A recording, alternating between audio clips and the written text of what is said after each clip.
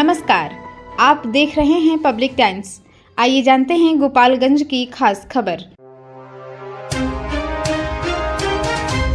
चर्चित बेलवा जमीन कब्जा मामले में जदयू विधायक अमरेंद्र कुमार पांडे उर्फ पप्पू पांडे को फिलहाल बड़ी राहत मिली है। कोर्ट ने उनकी गिरफ्तारी पर लगी रोक को बरकरार रखते हुए मामले की अगली सुनवाई 3 जून को तय की है। यह मामला कुचायकोट थाना क्षेत्र के बेलवा गांव से जुड़ा हुआ है, जहां विधायक पर करीब 16 एकड़ जमीन पर अवैध कब्जा कराने, भूमाफियाओं को संरक्षण देने और विरोध करने वालों को धमकाने का आरोप है। सुनवाई के दौरान पुलिस की ओर से कोर्ट में नए दस्तावेज और साक्ष्य पेश किए गए। वहीं विधायक पक्ष की ओर से अधिवक्ताओं ने वरिष्ठ अधिवक्ता और बार काउंसिल ऑफ इंडिया के अध्यक्ष मनन मिश्रा के अस्वस्थ होने का हवाला देते हुए समय की मांग की। कोर्ट ने इस अनुरोध को स्वीकार कर लिया और अगली सुनवाई तक गिरफ्तारी पर लगी रोक जारी रखने का आदेश दिया। बार एसोसिएशन के पूर्व महासचिव शैलेंद्र तिवारी ने बताया कि मनन मिश्रा पहले इस मामले में पक्ष रख चुके हैं और उनके स्वस्थ होने तक समय मांगा गया था। कोर्ट के फैसले के बाद फिलहाल पप्पू पांडे की गिरफ्तारी टल गई है। अब इस बहुचर्चित मामले में सभी की नजरें 3 जून की अगली सुनवाई पर टिकी हुई हैं। आज अमरेंद्र कुमार पांडे के जमानत के बिंदु पर सुनवाई थी और उनके तरफ से पूर्व में बार काउंसिल के अध्यक्ष श्री मनन कुमार मिश्रा जी अपना आर्गुमेंट किए थे, लेकिन पुलिस के द्वारा कुछ नई मटेरियल कोर्ट में समर्पित की गई थी और मनन कुमार मिश्रा जी अभी अस्वस्थ हैं, इसलिए उनके आगमन के तक हम लोग समय की मांग किए न्यायालय से कि जब आके वो आर्गूमेंट अपना कर देंगे उसके बाद जमानत आवेदन पर आदेश पारित किया जाएगा। इस पर न्यायालय के द्वारा 3 जून की तिथि निर्धारित की गई है और पूर्ववत जो आदेश था नो कोएर्सिव का, उनके गिरफ्तारी पर रोक थी, वह रोक पूर्ववत कायम रहेगी।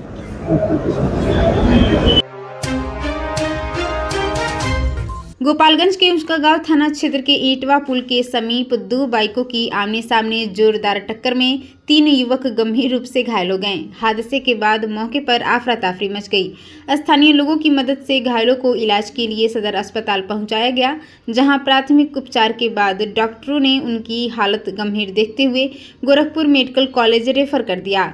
बताया जाता है कि मीरगंज थाना क्षेत्र के हरखौली गांव निवासी पीयूष कुमार अपने दोस्त अमरजीत यादव के साथ बाइक से कहीं जा रहे थे। इसी दौरान दूसरी ओर से थावे थाना क्षेत्र के वृंदावन गांव निवासी दानवीर शर्मा भी बाइक से आ रहे थे। ईटवा पुल के समीप पहुंचते ही दोनों बाइकों में जोरदार टक्कर हो गई। टक्कर इतनी तेज थी कि तीनों युवक सड़क पर गिरकर गंभीर रूप से घायल हो गए। हादसे की आवाज सुनकर आसपास के लोग मौके पर पहुंचे और सभी घायलों को अस्पताल पहुंचाया। सूचना मिलने पर पुलिस भी मौके पर पहुंची और घटनाग्रस्त बाइकों को कब्जे में लेकर मामले की छानबीन शुरू कर दी। घटना के बाद घायलों के परिजनों में चिंता का माहौल है। गोपालगंज में बकरीद पर्व को शांतिपूर्ण और सौहार्दपूर्ण माहौल में संपन्न कराने को लेकर शहर में प्रशासन की ओर से फ्लैग मार्च निकाला गया। यह मार्च बंजारी रोड स्थित पुलिस लाइन परिसर से शुरू होकर पोस्ट ऑफिस चौक, पुरानी चौक, दरगाह मोहल्ला, अंबेडकर चौक समेत शहर के विभिन्न प्रमुख मार्गों और चौक चौराहों से होकर गुजरा। सदर एसडीओ अनिल कुमार के नेतृत्व में निकाले गए इस फ्लैग मार्च में सदर एसडीपीओ चंदन कुमार सहित बड़ी संख्या में पुलिस पदाधिकारी और जवान शामिल रहे। मार्च के दौरान अधिकारियों ने लोगों से भाईचारा और शांति बनाए रखते हुए पर्व मनाने की अपील की। साथ ही प्रशासन ने लोगों को सुरक्षा व्यवस्था को लेकर पूरी तरह आश्वस्त किया। सदर एसडीपीओ चंदन कुमार ने कहा कि बकरीद के दौरान जिले के संवेदनशील और प्रमुख स्थानों पर अतिरिक्त पुलिस बल की तैनाती की जाएगी। पर्व के दौरान किसी भी प्रकार की अफवाह फैलाने या माहौल बिगाड़ने वालों पर प्रशासन की कड़ी नजर रहेगी। उन्होंने लोगों से सोशल मीडिया पर भ्रामक संदेशों से बचने और किसी भी संदिग्ध गतिविधियों की सूचना तुरंत पुलिस को देने की अपील की। इस मौके पर सदर सीओ रजत कुमार बर्नवाल, नगर थानाध्यक्ष प्रवीण कुमार प्रभाकर समेत पुलिस अधिकारी और कई जवान मौजूद रहे। जादवपुर थाना क्षेत्र के बिशनपुर गांव में लीची तोड़ने के विवाद को लेकर 2 युवकों के साथ मारपीट और अगवा करने का सनसनीखेज मामला सामने आया है। आरोप है कि बगीचे के मालिक और उनके साथियों ने दोनों युवकों को स्कॉर्पियो में जबरन बैठाकर ले जाने के बाद बेरहमी से पीटा और बेहोशी की हालत में बांध पर फेंककर फरार हो गए। दोनों युवकों की हालत गंभीर बनी हुई है और उनका इलाज सदर अस्पताल में चल रहा है। बताया जाता है कि बिशनपुर गांव निवासी कौशल कुमार और आलोक कुमार अपने दोस्तों के साथ क्रिकेट खेलने गए थे। खेल खत्म होने के बाद घर लौटते समय दोनों ने रास्ते में एक बगीचे से लीची तोड़कर खा ली। इसी दौरान बगीचे के मालिक और कुछ युवक वहां पहुंच गए। आरोप है कि उन्होंने दोनों युवकों को पकड़कर पहले जमकर पिटाई की और फिर स्कॉर्पियो में जबरन बैठाकर विश्वम्बरपुर थाना क्षेत्र के खेम मटिहनिया गांव के समीप ले गए। वहां दोनों को लाठी डंडों से बेरहमी से पीटा गया। बाद में बेहोशी की हालत में बांध पर छोड़कर आरोपी फरार हो गए। स्थानीय लोगों ने दोनों को देखा और पानी पिलाने के बाद इलाज के लिए सदर अस्पताल पहुंचाया। घटना की सूचना मिलने पर पुलिस ने अस्पताल पहुंचकर घायलों का बयान दर्ज किया और मामले की जांच शुरू कर दी है।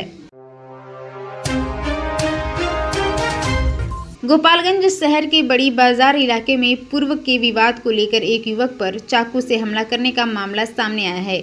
घटना में युवक गंभीर रूप से घायल हो गया, जिसे इलाज के लिए सदर अस्पताल में भर्ती कराया गया है। पुलिस मामले की जांच में जुटी हुई है। जानकारी के अनुसार शहर के पुरानी चौक मोहल्ला निवासी सौरभ कुमार का किसी युवक से पहले से विवाद चल रहा था। आरोप है कि इससे संबंधित युवक ने फोन कर सौरभ कुमार को बड़ी बाजार इलाके में बुलाया। वहां पहुंचने के बाद दोनों के बीच कहासुनी शुरू हो गई। इसी दौरान आरोपित युवक ने गाली गलौज करते हुए सौरभ कुमार पर चाकू और सिकनी से हमला कर दिया। हमले में सौरभ कुमार के सिर में गंभीर चोटें लगी, जिसके बाद आसपास के लोगों ने उन्हें इलाज के लिए सदर अस्पताल पहुंचाया। घटना की सूचना मिलने के बाद पुलिस मौके पर पहुंची और मामले की जांच शुरू कर दी। पुलिस का कहना है कि घायल युवक का बयान दर्ज कर आगे की कार्रवाई की जा रही है। गोपालगंज के बरौली थाना क्षेत्र के बरौली सिवान मुख्य पथ पर होंडा एजेंसी के समीप एक दर्दनाक सड़क हादसे में स्नातक की छात्रा की मौत हो गई। छात्रा अनियंत्रित टैंकर की चपेट में आ गई, जिससे उसकी मौके पर ही जान चली गई। हादसे के बाद चालक टैंकर लेकर फरार हो गया।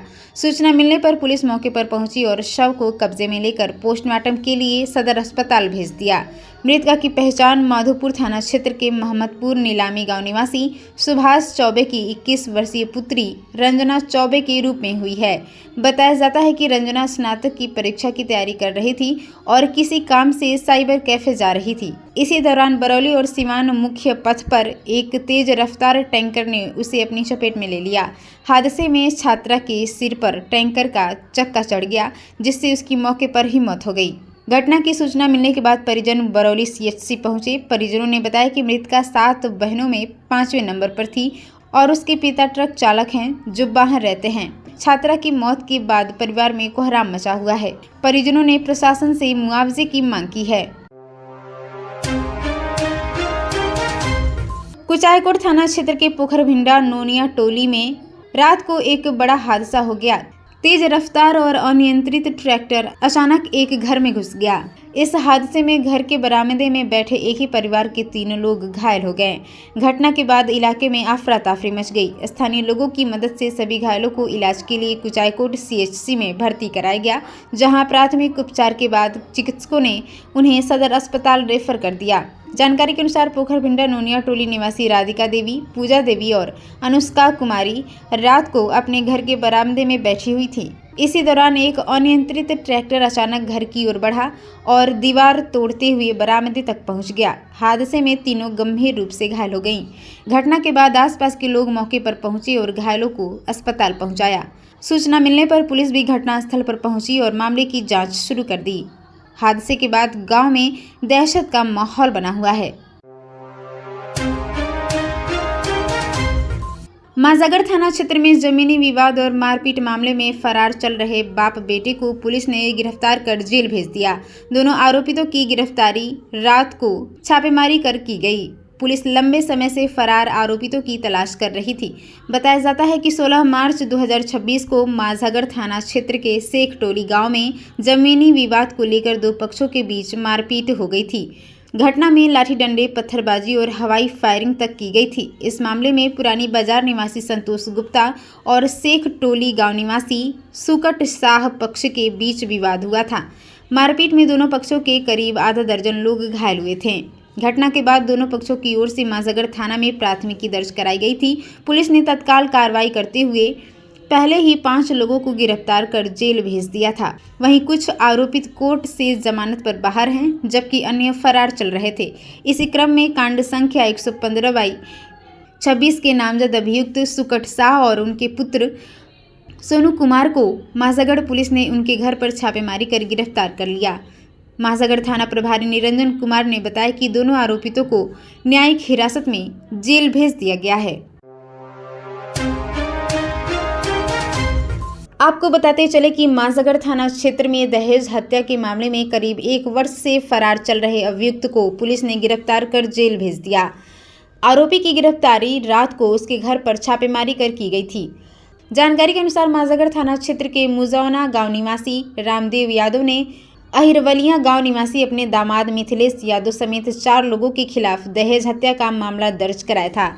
आरोप है कि आरोपितों ने दहेज में पैसों की मांग की थी और मांग पूरी नहीं होने पर उनकी पुत्री सुनीता देवी की हत्या कर दी। इसके बाद साक्ष्य मिटाने के उद्देश्य से शव को जला दिया गया। इस संबंध में मांजगढ़ थाना में कांड संख्या 164/2025 दर्ज किया गया था। घटना 14 मई 2025 की बताई जा रही है। मामले में नामजद अभियुक्त मिथिलेश यादव घटना के बाद से ही फरार चल रहा था। पुलिस लगातार उसकी तलाश कर रही थी। इसी बीच पुलिस को सूचना मिली कि आरोपी अपने घर पर मौजूद है। सूचना मिलते ही मांजगढ़ पुलिस ने रात को छापेमारी कर उसे गिरफ्तार कर लिया।